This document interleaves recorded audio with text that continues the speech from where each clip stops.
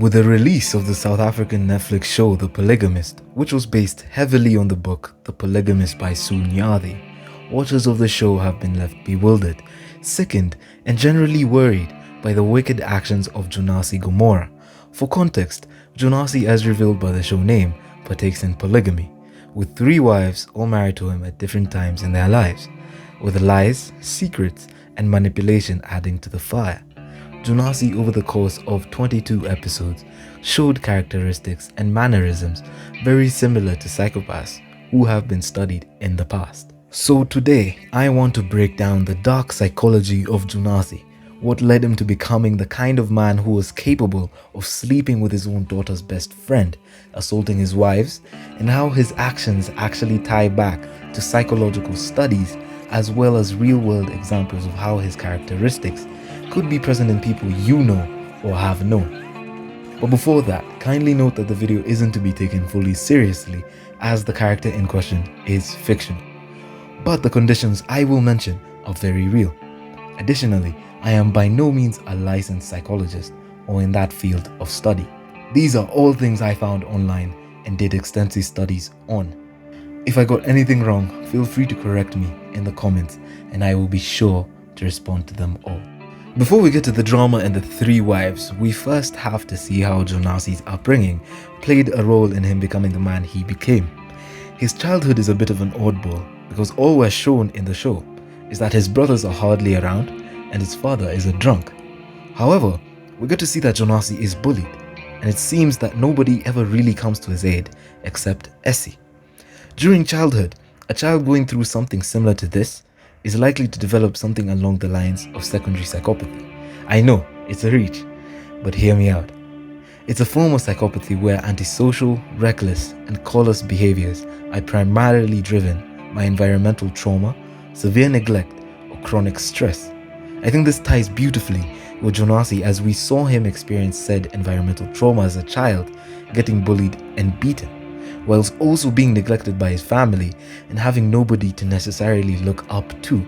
Again, male figures in his life being mostly away from him. I believe the nail in the coffin for this as well will be the moment in the show where Jonasi stands at the end of a gun barrel defending Essie from her gangster boyfriend. This would fall under the reckless part of secondary psychopathy, because who in their right mind would do that when there is no clear benefit for it? I know, many would say he was trying to be romantic, so let me stop you right there. Because yeah, it looks cool on screen, but in person it's just more of a what the hell are you doing? The reason I chose secondary psychopathy is because it eventually can lead to the characteristics we see in Jonasi later on in adulthood, such as narcissism. We all know Jonasi is clearly narcissistic, and that word really does get thrown around even when it doesn't exactly match the scenario or the character. But in this case, Jonasi could be classified as having NPD, or Narcissistic Personality Disorder. He also exhibits a severe clinical definition of malignant narcissism, a specific subtype where NPD crosses over with antisocial behavior and a sadistic need for control. So when you think about a narcissist, you think about someone who is basically full of themselves, can't stop talking about what they've achieved and how much more they can do. Now, malignant narcissism gets worse by adding cruelty.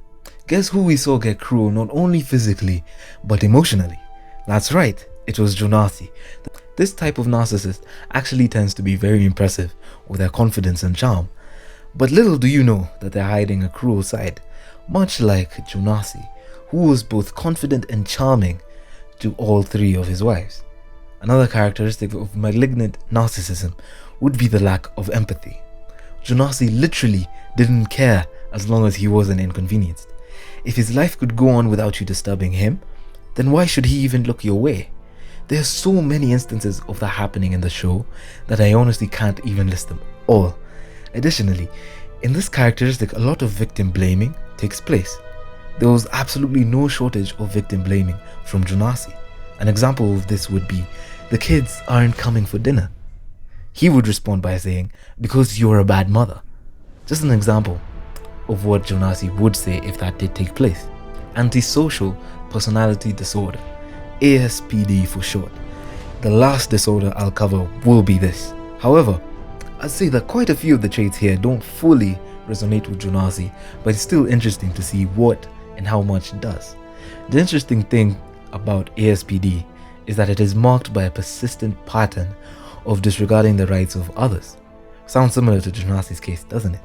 Funnily enough, ASPD shares traits with narcissism and borderline personality disorders, and how it originates in childhood can come from environmental factors like childhood maltreatment, inconsistent parenting, and parental substance use, all things that Jonasi endured during his childhood, with his father being a drunk and his older brothers being gang affiliated. So individuals with ASPD eventually start to consistently lie and deceive.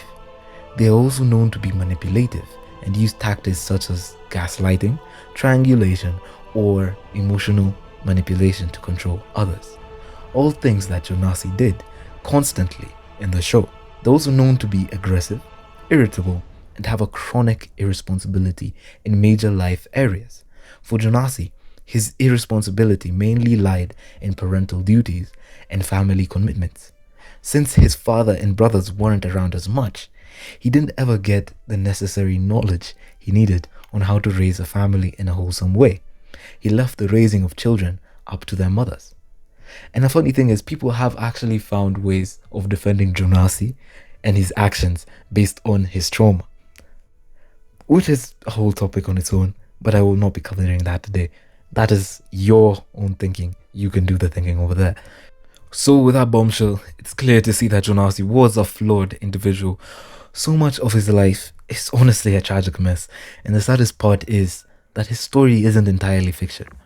Some people are currently living a version of his story we read and watched through the Polygamist book and series. So if you know someone going through that, or you yourself are going through it, it's important that you find someone to talk to.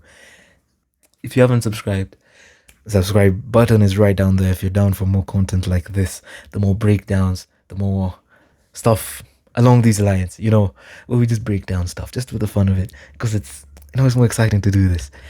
And remember that God does love you. And from Romans chapter 5 verse 8, but God commends his love towards us in that while we were yet sinners, Christ died for us. Christ died for you and me, and he loves you. Bye.